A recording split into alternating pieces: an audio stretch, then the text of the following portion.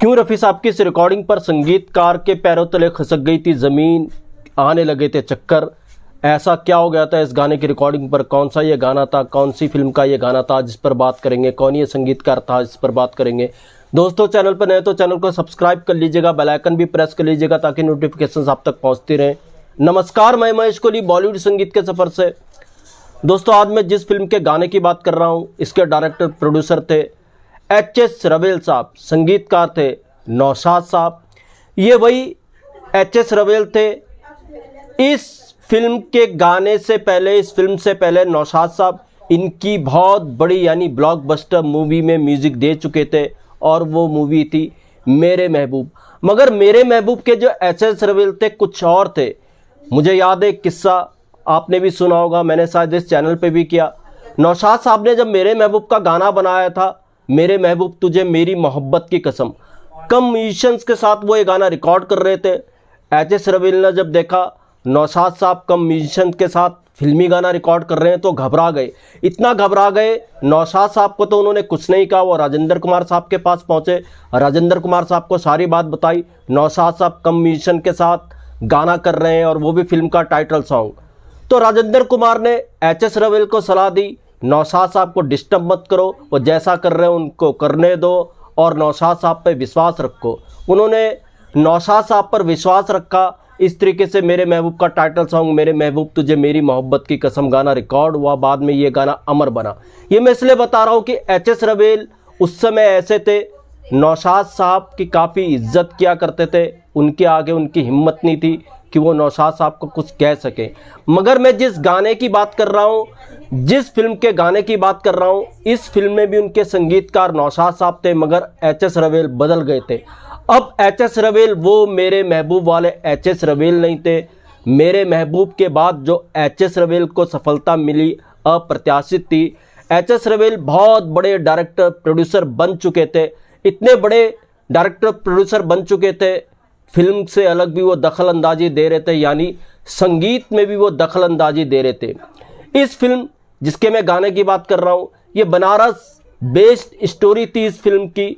तो नौशाद साहब चाहते थे इसमें कजरी, ठुमरी, इस तरीके का संगीत हो, मगर इसमें डिस्टर्ब कर रहे थे एच.एस. रवेल साहब। तो एक गाना जिसका मैं किस्सा बताने जा रहा हूँ, कुछ ऐसा था, एच.एस. रवेल ने कुछ ऐसी सिचुएशन बनाई कि बनारस के लोग यानी बनारस के गांव के लोग इकट्ठा होते हैं, तो हीरो उनके बीच में एक गाना गा रहा है। मगर नौशाद साहब ने समझाया गाना इस तरीके से नहीं बनाया जाएगा। नौशाद साहब ने एच.एस. रवेल को इस गाने के लिए सलाह दी कि आप एक काम कीजिए, गांव के लोगों को इकट्ठा कीजिए, इस तरीके की सिचुएशन बनाइए और हीरो उनके बीच में भांग वांग चल रही है और हीरो उनके बीच में डांस कर रहा है, ऐसी सिचुएशन बनाइए। तो एच.एस. रवेल मान गए। इस सिचुएशन पे नौशाद साहब ने गाना बनाया जिसको रफ़ी साहब ने रिकॉर्ड किया। मगर जब ये गाना बन गया, सिचुएशन अच्छी खासी डायरेक्टर प्रोड्यूसर ने बना ली, तो डायरेक्टर प्रोड्यूसर ने कहा नौशाद साहब को कि यार गाना तो बन गया, क्या इसमें हीरो डांस कर पाएंगे? अब हीरो डांस कर पाएंगे का मतलब क्या था? जी हाँ, इस फिल्म के हीरो थे दिलीप कुमार साहब। तो एच.एस. रवेल को अब ये चिंता होने लगी, दिलीप कुमार डांस वांस करते नहीं थे, कहीं दिलीप कुमार इस गाने में डांस करने से मना ना कर दे। तो नौशाद साहब ने एच.एस. रवेल को समझाया कि ये बात मुझ पर छोड़ दीजिए और दिलीप कुमार साहब को ये रफ़ी साहब वाला गाना सुनाइए। एच.एस. रवेल, नौशाद साहब ने दिलीप कुमार साहब को ये गाना सुनाया। दिलीप कुमार साहब को ये गाना इतना अच्छा लगा, दिलीप कुमार साहब ने दोनों से पूछा यार ये गाना किस पर पिक्चराइज हो रहा है? एच.एस. रवेल, नौशाद साहब ने एक साथ कहा आप पर। दिलीप कुमार को हैरत हुई, मुझ पर? तो दिलीप कुमार मान गए, लेकिन दोनों ने कहा कि आपको डांस करना पड़ेगा। नौशाद साहब ने जब इस बात को कहा तो दिलीप कुमार साहब मान गए कि हाँ मैं डांस करने के लिए तैयार हूँ। मगर नौशाद साहब ने फिर दिलीप कुमार साहब को कहा आपको डांस तो करना पड़ेगा, साथ साथ घुंघरू भी बांधने पड़ेंगे। अब दिलीप कुमार साहब को ये गाना इतना अच्छा लगा, दिलीप कुमार साहब तैयार हो गए। इस तरीके से बखूबी इस गाने का पिक्चराइजेशन हुआ। खैर, गाने का पिक्चराइजेशन अच्छा खासा था, मगर इसका जो रिकॉर्डिंग का किस्सा था, जब नौशाद साहब के पैरों तले ज़मीन खिसक गई थी, वो क्या था वो मैं आपको बताता हूँ। दरअसल नौशाद साहब जब इस गाने को रिकॉर्ड कर रहे थे रफ़ी साहब के साथ, तो कोरस के लिए उन्होंने 4 लड़कियों को बुलाया हुआ था। मगर वो देखते क्या है, 3 लड़कियां जवान थी और एक उसमें उम्र दराज महिला थी। अब नौशाद साहब चौंके। नौशाद साहब ने अपने असिस्टेंट को कहा कि यार मैंने तो 4 लड़कियां बुलाई थी, एक उम्र दराज ये महिला कौन है इसमें। तो जो नौशाद साहब के असिस्टेंट ने नौशाद साहब को बताया, वो बड़ी हैरत कर देने वाली बात थी। उन्होंने नौशाद साहब को बताया कि ये फलां फलां महान गायिका है। नौशाद साहब ने गौर से देखा, नौशाद साहब के पैरों तले ज़मीन खसक गई। वो पहुँचे रिकॉर्डिंग केबिन में जहाँ पे कोरस की लड़कियाँ खड़ी हुई थी। वो उस उम्रदराज महिला को अलग ले गए, हाथ जोड़े और कहा कि ये आप क्या कर रही हैं, मैं आपको कोरस में कैसे गवा सकता हूँ, आपको मैं नहीं गवा सकता, आपका कद इतना बड़ा है। तो इस गायिका ने नौशाद साहब को कहा, क्या आप मुझे कोरस से भी वंचित करना चाहते हैं, मैं कौन सा बुरा कर रही हूँ, आजकल दौर मेरा ऐसा चल रहा है, मुझे कोरस में तो गाने दीजिए। अब नौशाद साहब को अपना स्ट्रगल याद आ गया। दरअसल नौशाद साहब स्ट्रगल के समय इस महान गायिका को गवा चुके थे। नौशाद साहब को अपनी एक फिल्म याद आई जिसकी रिकॉर्डिंग पे इस गायिका को नौशाद साहब ने बुलाया था। जब ये नौशाद साहब के लिए रिकॉर्डिंग करने आई तो इनकी महंगी कार हुआ करती थी। कार का दरवाज़ा खुद रिकॉर्डिंग के दौरान प्रोड्यूसर ने खोला। तो इस तरीके से फिर वो रिकॉर्डिंग करने आई और जब रिकॉर्डिंग करके नौशाद साहब की वो वापस घर गई उस कार में, तो जाते वक्त भी खुद प्रोड्यूसर ने उस कार का दरवाज़ा खोलकर इस गायिका को उसके अंदर बिठाया। ये रुतबा था इस गायिका का। तो नौशाद साहब को हैरानी हुई इस गायिका को कोरस में देखकर। तो जब नौशाद साहब इस गायिका के साथ बात कर रहे थे तो साजिंदो और अदर्स जो लड़कियां थी कोरस गाने वाली, उनको काफ़ी हैरानी हो रही थी। नौशाद साहब समझ गए इनको क्यों हैरानी हो रही। उन्होंने तुरंत इस गायिका का जो इंट्रोडक्शन दिया, साजिंदो अदर्स जो कोरस गा रही थी उन लड़कियों को, उनके भी पैरों तले ज़मीन खसक गई थी। नौशाद साहब ने बताया, अरे ये कोई और नहीं है, ये है महान गायिका राजकुमारी दुबे। देखा सब चौंक गए कि राजकुमारी दुबे कोरस में गाएंगी।